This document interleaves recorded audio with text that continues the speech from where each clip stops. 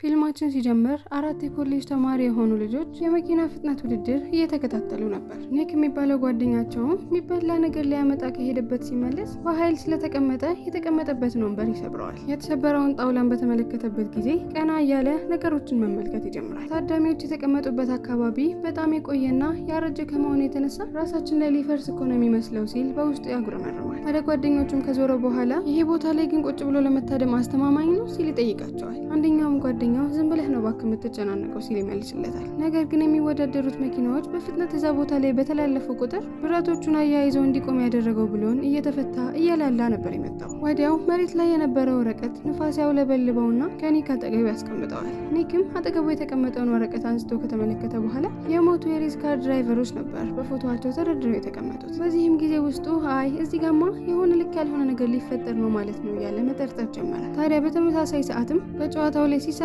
የነበረ አንድ መኪና ላይ ችግር ይፈጠራል። ሰዎቹም ትኩረታቸው እዛ ላይ በነበረበት ጊዜ አንድ ጋዝን የያዘ ጀሪካን ይወድቅና መሬት ላይ ማፍሰስ ይጀምራል። ከዛም በፍጥነት ሊያልፍ እየሞከረ የነበረ አንድ መኪና በፈሰሰው ዘይት ላይ ሲሄድ ያዳልጠውና ለትንሽ አደጋ ተፈጥሮ ነበር።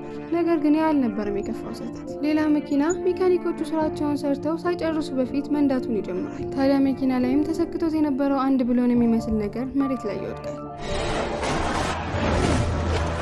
ከመኪናውም ተፈተው ሲበሩት ከነበሩት አንዱ ጎማ ከታዳሚዎቹ ሁለቱ ላይ ይወረወርባቸውና ከሰውየው ጋር ቆማ የነበረችውን ሚስቱን ይገላታል። ነገሩንም የተመለከቱ ታዳሚዎች በመደንገጥ ከዛ ቦታ ነፍስ ያውጭኝ እያሉ መሮጥ ጀመሩ።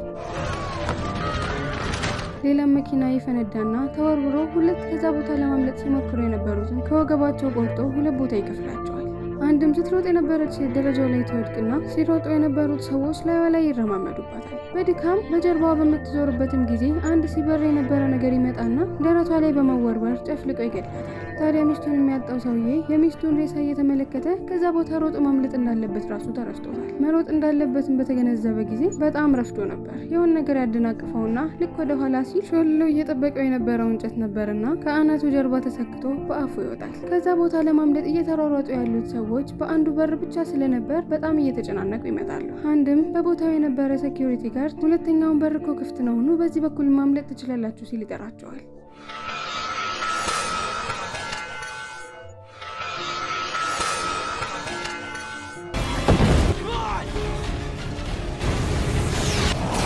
ነገር ግን ደስ በሚል ሁኔታ ሲፈጠር የነበረው ነገር በሙሉ በልጁ ሀሳብ ነበር እንጂ በእውን አልነበረም። ተጨናንቆም ስለነበር ከአጠገቡ ተቀምጠው የነበረውን ፍቅረኛውን ታፋዋን ጭምድድ እያደረገ እየያዛት ነበር። ዞር ብላም በምታየው ጊዜ በሀሳቡ ልክ እንዳየው ሆኖ ነበር ነገሮች በሙሉ አሁን ላይ እየተፈጠሩ ያሉት። ሾክ ብሎ አሁን እዚች ጋር ኮፍያ የለበሰ ልጅ ከፊት ለፊታችን ይቀመጣል ብሎ ይነግራቸዋል። ገና ተናግሮ ሳይጨርስ ያለው ሰውዬ ፊት ለፊታቸው መጥቶ ይቀመጣል። ይቀጥልምና ወደፊት እየጠቆመ እዛች ጋር ደግሞ የተቀመጠችው ልጅ የልጇ ጆሮ ላይ ታምፖን ታደርጋለች ሲል ተናገረ።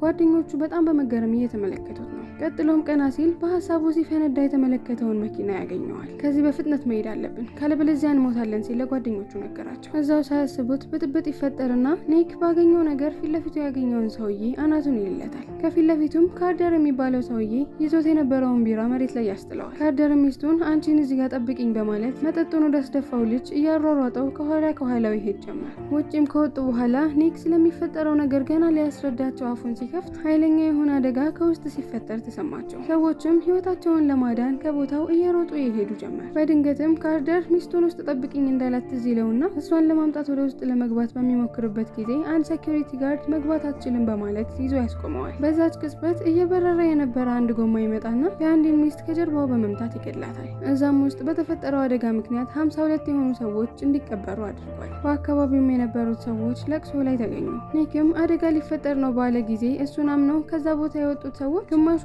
ህይወታችንን ስላዳንክልን እናመሰግናለን ሲሉት፣ ግማሾቹ ደግሞ ቶሎ ነበር ውለታውን የረሱት። ካርደር ሚስቴን ላውጣት ስልሽ ብትለኝ ኖሮ አትሞትም ነበር ብሎ ሴኩሪቲ ጋርዱ ላይ የሌለ ቂም ይዞበት ነበር። ቤትም ከገባ በኋላ ደግሞ ኒክ ሌላ የሞት ማስጠንቀቂያ የሚመስል ህልም ያያል።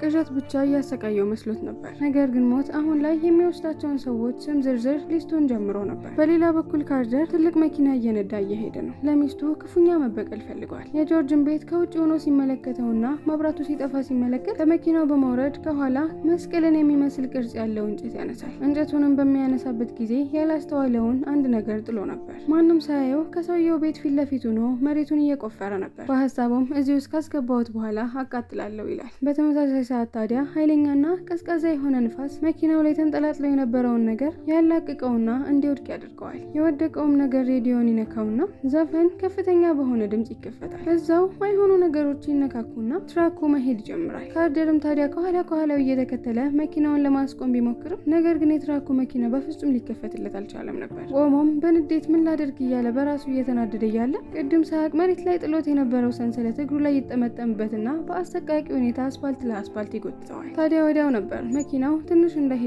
ኃይለኛ የሆነ እሳት ይነሳና ሙሉ ለሙሉ ይፈነዳል። የተፈጠረውን አደጋ ኒክ ከቤቱ ሆኖ በቲቪ በሚመለከትበት ጊዜ ሲያዩ የነበረው ቅዠት ብቻ ሳይሆን ሞት የሚመጣበትን መንገድ ሊያስጠነቅቀው ፈልጎ እንደነበር የገባው። ቲቪ ላይ የሚመለከተው ነገር ሙሉ ለሙሉ በተኛበት ያየው ነገር ነበር። በዛች ቅጽበት ሌላ የሞት ማስጠንቀቂያ የሚመስል ነገር ይታየው ጀመር። ነገር ግን የታዩትን ምልክቶች አገጣጥሞ አሁን ላይ ምን ሊፈጠር እንደሆነ ለመገመት ከበደው። በሌላ በኩል ደግሞ ሰማንታ የፀጉር ማስተካከያ ሳሎን ውስጥ በመግባት ፀጉሯን ለመሰራት እየተዘጋጀች ነው። ሁለቱ ልጆቿ ደግሞ ውጪ በመጫወት ቢዚ ሆነዋል። ነገር ግን ሰማንታ አሁን ላይ ሞት ቀጣይ ከመወስደው ሰው ብሎ እንደመዘገባት አላወቀችም ነበር። ፀጉር የምታስተካክለውም ሴትዮ ፎከሷን ሙሉ ለሙሉ የሰማንታ ፀጉር ላይ ካደረገች በኋላ አርፋ ስራዋን እየሰራች ያለ ነገር ግን ያስቀመጠችው የፀጉር መተኮሻ ከፀጉር ስፕሬይ ጋር ተጣብቆ እያቀለጠው እንደሆነ አላወቀችም ነበር። ወዲያው የሰማንታ ልጆች በሩን ከፍተው ወደ ውስጥ እየሮጡ ይገባሉ። ያዳለጣቸውና ተያይዘው መሬት ላይ ወደቁ።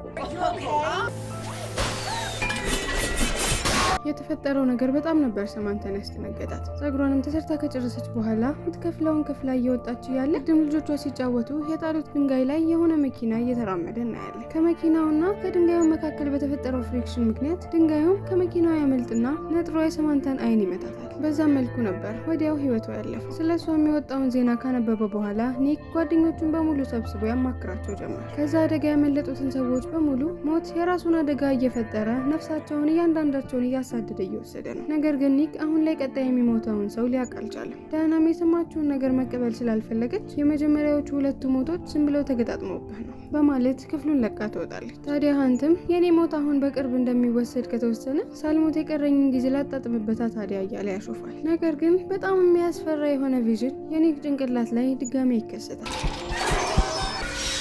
ቀጣይ የሚሞተው ማን እንደሆነ ማጣራት ፈልገው ስለነበር ከፍቅረኛው ጋር ያኔ ውድድሩን ሲመለከቱበት ወደ ነበረው ቦታ ይመጣሉ። ያየውንም ነገር በጠቅላላ ማስታወስ ፈልጎ ስለነበር ምንም ቢሞክር ነገር ግን ሊያስታውስ የቻለው መጀመሪያ ላይ የሞቱትን ጥቂት ሰዎች ብቻ ነበር። ወዲያው ጆርጅ ከኋላቸው ይመጣና ያስደነግጣቸዋል። ወደ ደህንነት ካሜራ የተቀረጸበት ቦታ ይወስዳቸውና ቪዲዮን ሲያሳያቸው ኒክ በመጨረሻም ያየውን ነገር በሙሉ ያስታውሳል። ቀጣዩም አንዲ የሚባል ሰው እንደሆነ ይገባቸዋል። አንዲ የሚሰራው መኪናዎችን እንዲሁም ደግሞ ሞተሮችን መጠገን ሲሆን ሙሉ አካባቢ በአደጋዎች የተሸፈነ ነበር። ስለ ጉዳዩም ካስረዱት በኋላ እንዲጠነቀቅ በሚነግሩት ጊዜ እኔ እስከዛሬ እንደዚህ ሞትን በሚያፋጥኑ ነገሮች ውስጥ ተከብቤ ነበር ስሰራ የነበረው። እናም አሁን ላይ ሞት ሊወስደኝ ፈልጎ ቢሆን ኖሮ እስካሁን ሞቼ ነበር። ስለዚህ አሁን ላይ ምንም ላደርገው የምችለው ነገር የለም በማለት ይነግራቸዋል። ልክ ይህንን ተናግሮ እንደጨረሰ ከላይ ተሰቅሎ የነበረ መኪና ወደ ታች ግቡ ብሎ ይወርዳል። የወደቀውን መኪና በፍጥነት ወደፊት በሚመጣበት ጊዜ ከፊት ለፊቱ ቆሞ የነበረውን አንዲ ይገጨውና ተደግፎበት በነበረው 4 ማዕዘን የሆነ አጥር የኩኪስ ቅርጽ አስመስሎ ሰውነቱን ቆራርጦ ይጥልለታል።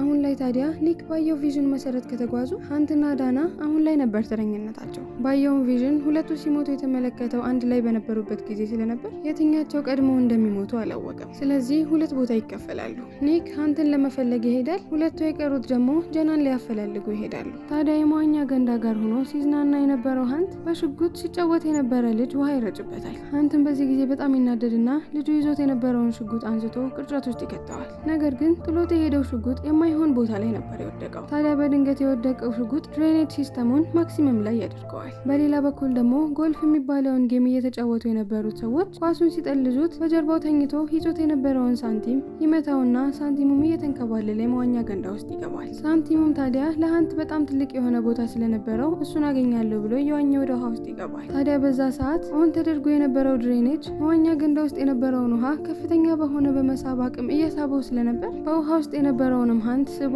ከራሱ ጋር ያጣብቀዋል። ምንም እንኳን እየዋኘ ወደ ላይ ለማምለጥ ቢሞክርም አልቻለም ነበር። የባሰ ሰውነቱን እየመጠጠ ከመጣ በኋላ ፓወርፉል የሆነ ፕሬሸሩ ሰውነቱን እየበጣጠሰ እንደ ጁስ አድርጎ በሌላ በኩል ወደ ሰማይ ይበታል። በሌላ በኩል ታዲያ ዳና መኪናዋን እያሳጠበች፣ እሷ ደግሞ መኪናዋ ውስጥ ቁጭ ብላ ነበር።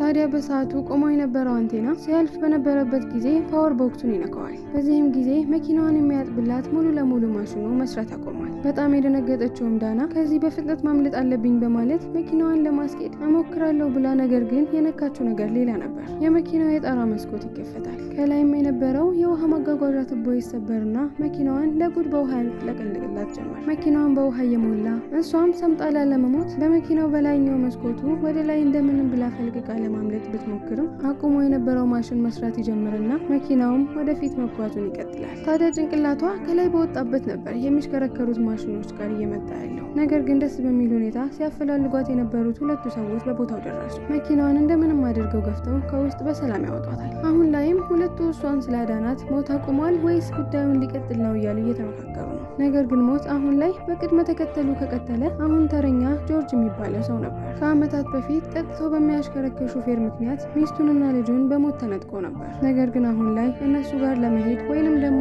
ለመሞት ዝግጁ ነው። ቤቱም ተረጋግቶ ከሞተ በኋላ አሁን ላይ ለመሞት ዝግጁ ነኝ ሲል ያስባል። ነገር ግን ምንም ራሱን ለማንጠልጠልም እንኳን ቢሞክር ነገር ግን በፍጹም ሊሞት አልቻለም። በዚህም ጊዜ በቃ ሞት ሊስቱን ሰርዞታል ማለት ነው በማለት መጠጣቸውን ቀርተው ሰለብሬት ያደርጋሉ። ነገር ግን በነጋታው ኒክ ልብሱን እያጣጠፈ ያለ አሁንም ላይ የሞት ምልክት የሚመስል ቪዥን ይታየው ጀመር። ኒክም በዚህ ጊዜ የሆነማ ልክ ያልሆነ ነገር አለ ሲል ይገባዋል። መኪናውን በማስነሳት በፍጥነት ወደ ሆስፒታል እየሄደ መንገድም ላይ ለጆርጅ ደውሎ አሁን ላይ የሚሞተው ጆናታን ሊሆን ይችላል በማለት ይነግረዋል። በዛት ቅጽበት ታዲያ ጆናታን ሆስፒታል ውስጥ ተኝቶ ነበር። ከሱ ከላይኛው ባለው ክፍል ደግሞ ነርሲንግ የሆነ ሆም ነበር። ላይም የነበረው ነርስ ፎሴቱን ሳያስቆም ቀርቶ ስለነበር ውሃ ሞልቶ ለጉድ ወደታች እየተፍለቀለቀ ይወርድ ጀመር። በዚህም ጊዜ የሚፈሰው ውሃ የጆናታን ፊት ላይ ነበር። ጆናታንም በዚህ ጊዜ ከአልጋው ቀስ እያለ ከወረደ በኋላ እየተንፏቀቀ ከክፍሉ ለማምለጥ ይሞክር ጀመር። ኒክና ጆርጅ በክፍሉን በሚደርሱበት ጊዜ ከላይ ውሃ ሲሞላበት የነበረው ገንዳ ጣራውን ደርምሶ ከስር በሆዱ ተኝቶ የነበረው ሰውዬው ላይ ይወድቅበታል። በዚህም መልኩ ነበር ህይወቱ ያለፈው። ጆርጅም ከሆስፒታሉ እየወጣ ነበር። ሞት አሁንም እየተከታተለ የእያንዳንዳቸውን ነፍስ መውሰዱን ያላቆመ እንደሆነ የገባው። ቀጣዩ ተረኛማ እኔ ነኝ እያለ እያወራ ያለ በድንገት አምቡላንስ ላዩ ላይ የወጣበትና ህይወቱን በዚህ መልኩ ይቀጨዋል። አሁን ላይ ተራው የሎሪ ነው። የሚጠብቃትንም ነገር ምንም ነገር ያልገመተችው ጆሊ ሲኒማ ቤት ቁጭ ብላ ከጓደኞቿ ጋር ፊልም ታያለች። ከክፍሉ ቀጥሎ ባለው የኮንስትራክሽን ወርክ ክፍል አንዱ ሰራተኛ ስራ ሲሰራ የሚያደርገውን መነጽር ረስቶ ጥሎት ይሄዳል። በአንድም ቀጭን በሆነች ክፍተት ፀሐይ እየገባ ነበርና የነበረው የእንጨት ፍቅፋቂ ላይ ክፉኛ በሚያርፍበት ጊዜ እሳት ይነሳል። የተነሳውም እሳት እየሄደ አጠገቡ የነበሩት ጋዞች ጋር ይገናኛል። ወደ ሲኒማ ቤቱ ታዲያ በአሳቻ ሰዓት ነበር ኒክ የደረሰው። የሎሪን እጅ ይዝና ከዚህ በኋላ መሄድ አለብን እያለ ቢነግራቸውም ነገር ግን ጃና ከዚህ ነው ያልወጣም በማለት እንደማትሄድ ስትነግራቸው ጥለዋት ይሄዳሉ። ታዲያ እነሱ ከወጡ ከሰከንዶች በኋላ ነበር ሲኒማ ቤቱ ላይ እሳት በመፈንዳት የታዳሚዎቹ ግንባር ላይ በጣም ብዙ የሆነ ሚስማር ተሰጋግቶባቸው ህይወታቸው ያለፈ።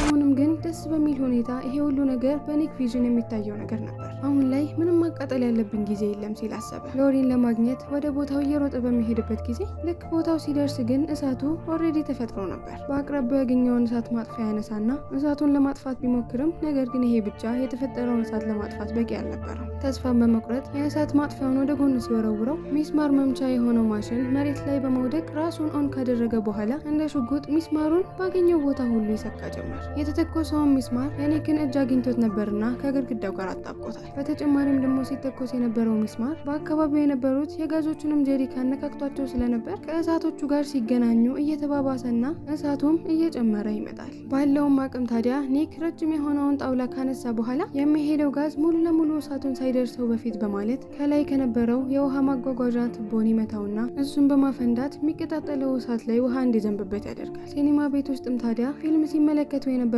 ሁለቱን ጓደኞቹን በዚህ መልኩ ማዳን ቻለ። ከ2 ሳምንት በኋላ ሶስቱ አንድ ካፌ ላይ በመገኘት በመጨረሻም እኮ ሞትን አመለጥ ነው እያሉ እየሳቁና እየተጫወቱ እያለ